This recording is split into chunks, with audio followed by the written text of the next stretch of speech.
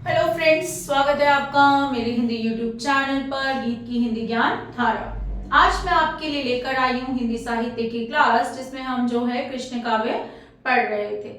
ठीक है, आज जो कृष्ण काव्य हमारा समाप्ति की ओर है, क्योंकि आखिरी क्लास है ये कृष्ण काव्य की।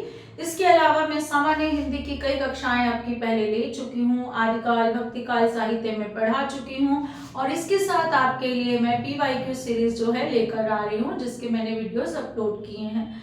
आप जो है PYQ सीरीज देखकर जो है कॉन्सेप्ट क्लियर भी किए हैं मैंने साथ में, तो ये ध्यान रखिएगा हर क्वेश्चन के साथ आपको एक बिल्कुल सही एक्सप्लेनेशन दी है कि अगर आपने टॉपिक पहले नहीं भी पढ़ा है तो आपको जो है अभी PYQ करते हुए क्वेश्चन जो है अटेम्प्ट करने का बेस समझ आ जाए।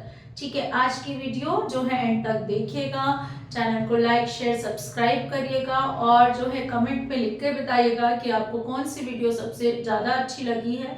क्या PYQ सीरीज जो है वो ज़्यादा बेटर है, तो मैं उसी पर आपके लिए काम करूंगी। ठीक, तो आज हम पढ़ रहे हैं सूरदास की प्रमुख पंक्तियां जो बार बार DSSB में पूछी गई हैं। वैसे तो सूरदास का काव्य जो है बहुत विस्तृत है ना, छोटा तो है नहीं सूरदास का काव्य।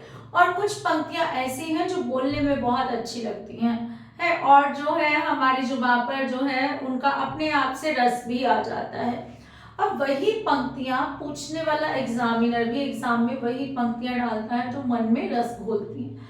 तो यहाँ वैसे तो सूरदास की पंक्तियां बहुत सारी हैं, लेकिन मैं सारे जो है आपके एग्जाम पेपर्स को ऑब्जर्व करने के बाद यहाँ पर आपके सामने लेकर आई हूँ 18 पंक्तियां जो बहुत ही इंपॉर्टेंट है, जिन्हें हमें रट लेना है कि ये पंक्तियां सूरदास की हैं।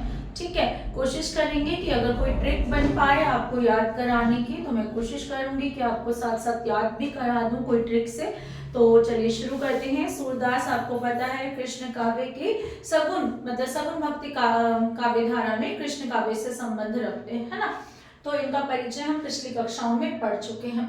सूरदास की जो है काव्य पंक्तियां में सबसे पहली पंक्ति है, क्या कहते हैं कि शोभित कर नवनीत लिए घुटुरन चलन रेणु तन मंडित मुख दधि लेप किए। कि शोभित कर नवनीत लिए, कहते हैं कि मक्खन लपेटा हुआ है और सारे शरीर पर लपेटा हुआ है। क्या कह रहे हैं, मुख दधी लेप किए। दधी मतलब दही माखन खाने के कैसे थे वो, बहुत ही लालची थे। तो छोटे से बालक हैं लेकिन घुटनों पर चल रहे हैं, और मुख पर क्या है, क्या किया हुआ उन्होंने, दही मक्खन बहुत अच्छे से लपेटा हुआ है। आपने कई इमेजेस जो है कान्हा जी की देखी होंगी जिनमें उनके मुख पर जो है माखन लगा होता है।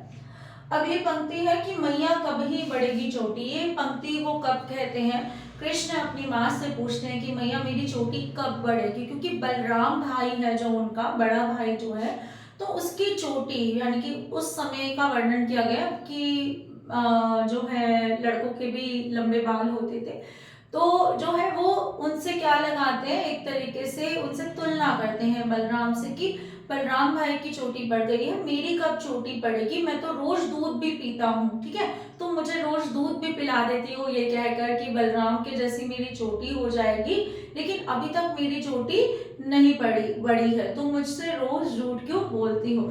जब यशोदा माँ को समझ आता है, जैसे माएँ नहीं करती आज के समय में बच्चे को दूध पिलाने के लिए अलग अलग प्रलोभन देती हैं, लालच देती हैं, तो यशोदा माँ भी कान्हा जी को ये लालच दिया करती थी कि तुम्हारी चोटी जो है बलराम की जैसी बड़ी हो जाएगी, तुम रोज दूध पियोगे, नहाओगे इत्यादि, कंघी करोगे बालों में, तो वो खुशी खुशी सब करवाते हैं लेकिन चोटी नहीं बढ़ती।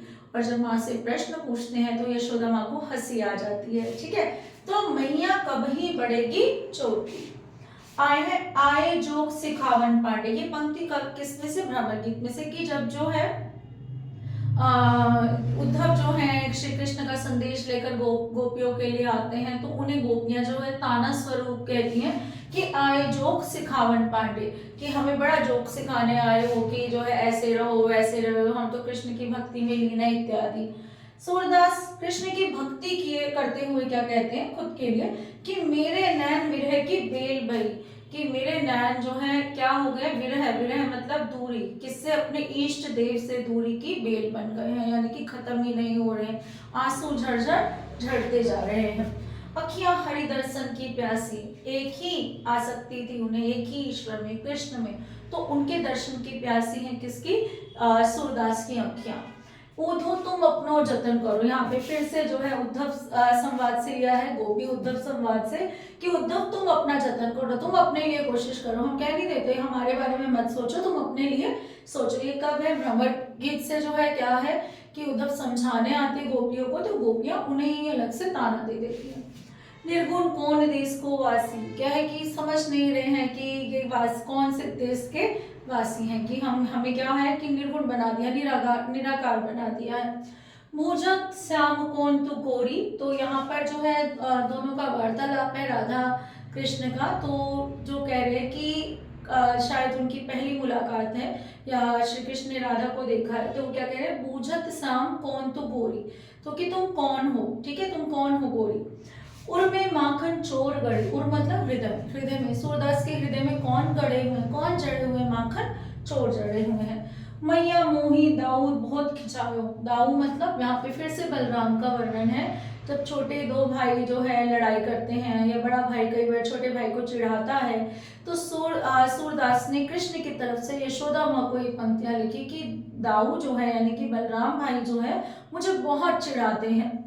लड़काई को प्रेम कहो अली कैसे करी के छूटे, राधा की तरफ से या जो कह सकते हो गोपियों की तरफ से जो है भवरे से शिकायत कर रही हैं कि बताओ हमारा प्रेम अब कैसे छूटेगा श्री कृष्ण से, यानी कि नहीं छूट सकता। संदेशो देवकी सो कहियो, ये जो है क्या है? देवकी से कहना है ये संदेशा, किसे कहना है? कि थोड़ा सा इस पर जो है अपवाद सा है, तो कोई बात नहीं, आप इसे याद कीजिए कि संदेशा देवकी को देना है। श्री कृष्ण की जो है असली माता जी हैं, जिन्होंने